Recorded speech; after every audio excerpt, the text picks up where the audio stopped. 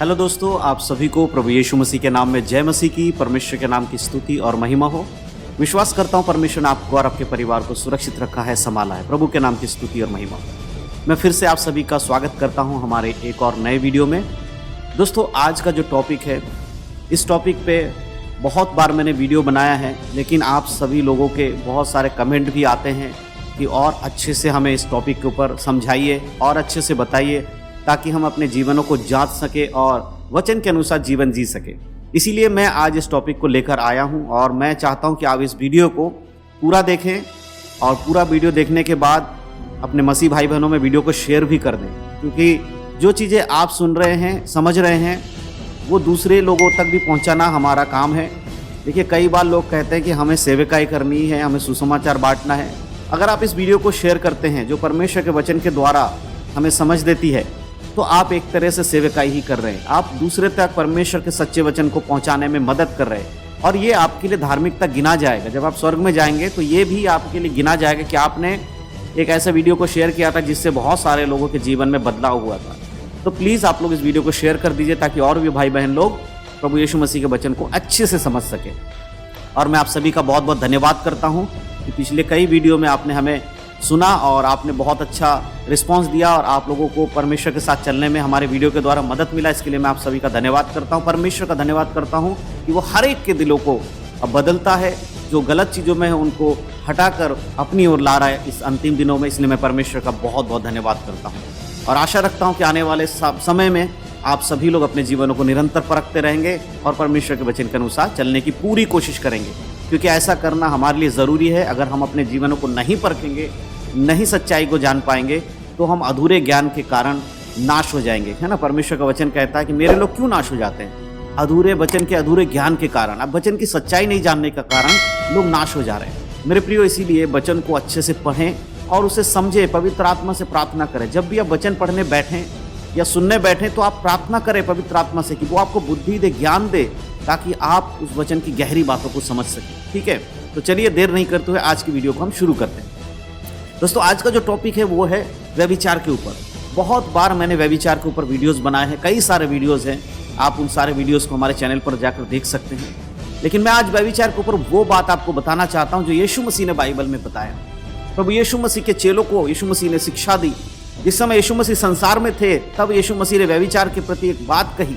व्यभिचार को लेकर उन्होंने एक छोटी सी शिक्षा के रूप में रखा वहां पर बात को, जो कि बहुत लोगों को समझना जरूरी है। वहां भले ही शब्द आपको थोड़े से मिल रहे हैं, लेकिन उन शब्दों को अगर आप गहराई से समझेंगे तो आज आप जो व्यभिचार में अगर आप फंसे हुए हैं, गलत काम में अगर आप फंसे हुए हैं, अगर आपके जीवन में आज भी गंदी बातें हैं, आप एक मसीह होने के बाद भी उन सारे चीज़ों से दूर जाना चाहते हैं, व्यभिचार से दूर जाना चाहते हैं, आप बुरी चीज़ों से दूर जाना चाहते हैं लेकिन नहीं जा पा रहे हैं, तो इसका कारण क्या है कि अभी तक आप पूरी रीति से स्वतंत्र नहीं हुए हैं। शैतान अभी भी आपको बांधे हुए है। लेकिन मेरे प्रियो, आज जब ये वचन हम पढ़ेंगे, समझेंगे, तो मैं विश्वास करता हूँ कि आप स्वतंत्र होंगे। अगर आप इस वचन को ग्रहण करेंगे, विश्वास करेंगे, तो ज़रूर आप स्वतंत्र होंगे। अगर हम मत्ती रचित सुसमाचार उसका 5 अध्याय और उसके अगर हम 27 आयत से लेकर 30 आयत तक पढ़ते हैं, यहाँ पर हम सब जानते हैं कि यीशु मसीह पहाड़ी उपदेश दे रहे थे। यहाँ पर पहाड़ी उपदेश के समय यीशु मसीह ने व्यभिचार के ऊपर एक बात कही, जो कि यहाँ पर लिखा गया है। मैं पहले उसको पढ़ूंगा और उसके बाद हम उसको समझेंगे। सबसे पहले मत्ती 5 अध्याय 27 आयत में इस प्रकार लिखा है, तुम सुन चुके हो कि कहा गया था व्यभिचार ना करना। 28, परंतु मैं तुमसे ये कहता हूँ कि जो कोई किसी स्त्री पर कुदृष्टि डाले, वह अपने मन में उससे व्यभिचार कर चुका।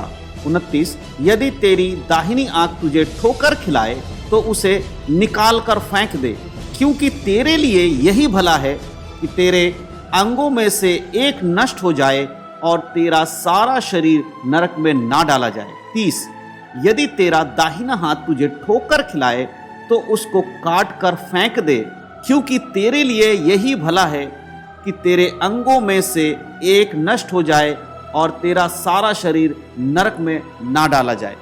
मेरे दोस्तों, इस चीज़ को हमें समझना होगा। परमेश्वर ने, यीशु मसीह ने यहाँ पर जो बातें कही, उसको समझना बहुत ज़रूरी है।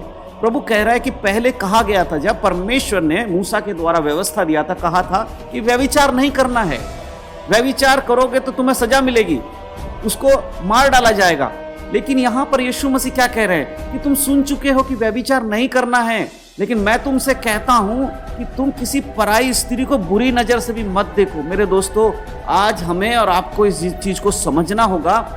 हमारी दृष्टि, हमारी आंखें क्या दिखाती हैं, आप किसकी ओर आकर्षित हो जाते हैं। यदि आप एक नौजवान हैं तो सबसे ज्यादा नौजवान लोग सुंदरता को देखकर आकर्षित हो जाते हैं। एक लड़का लड़की दूसरे की सुंदरता को देखकर आकर्षित हो जाते हैं। ऐसा क्यों होता है? क्योंकि उनके मन में उस सुंदरता को पाने की चाह है। लेकिन मेरे प्रियो, अगर आप प्रभु के वचन पर विश्वास करते हैं, प्रभु के वचन में ये लिखा है कि उत्तम समय आने पर आपकी जो जीवन साथी वो आपको मिल जाएगा। अगर आप इस बात पर विश्वास करेंगे तो आपके अंदर ये व्यभिचार की बातें नहीं आएंगी। अगर शैतान आपके मन में डालेगा भी तो भी आप वचन से बात कर सकते हो, शैतान को हरा सकते हो, ये कहकर कि मेरा प्रभु मेरे लिए उत्तम जीवन साथी चुनकर मुझे देने वाला है, इसलिए मुझे अपनी ताकत लगाकर इसको ढूंढने की जरूरत नहीं है। आज बहुत सारे शादीशुदा लोग व्यभिचार में पड़ जाते हैं। क्यों? क्योंकि उनको जो जीवन साथी मिली है वो उसमें संतुष्ट नहीं होते हैं। उन्हें लगता कुछ अच्छा और मिल सकता था। अगर वो व्यक्ति ये विश्वास कर ले कि परमेश्वर जो कुछ देता है वो अच्छा ही देता है हमारे जीवन में, हमें उसी में संतुष्ट रहना है और प्रार्थना के साथ जीवन बिताना है, तो मैं आपसे कहना चाहता हूं कि आपका वैवाहिक जीवन बहुत अच्छा होगा। आप व्यभिचार की ओर नहीं बढ़ोगे मेरे प्रियो। आज आपको समझना होगा, परमेश्वर कहता है अगर तेरी आंखें जो हैं अगर बुरी चीज दिखाने के लिए आपको भगाती हो, आप मत देखिए उसको।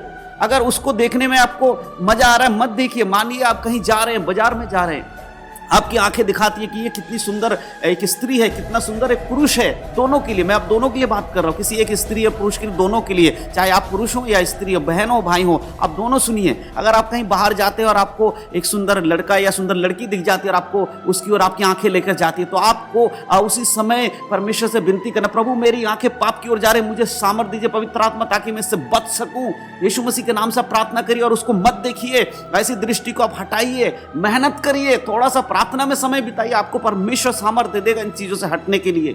लेकिन अगर आपकी आंखें आपको ठोकर खिला रही हैं, उसे निकालकर फेंकने का मतलब ये नहीं है कि आप आकर अपनी आंखों को निकालकर फेंक दीजिए और अंधे हो जाइए। नहीं मेरे प्रियो, उसका मतलब ये है कि आपको ऐसी चीजों से दूर रहना है। हम सब ने यूसुफ के बारे में पढ़ा है। आप में से बहुत सारे लोग यूसुफ के बारे में जानते हैं।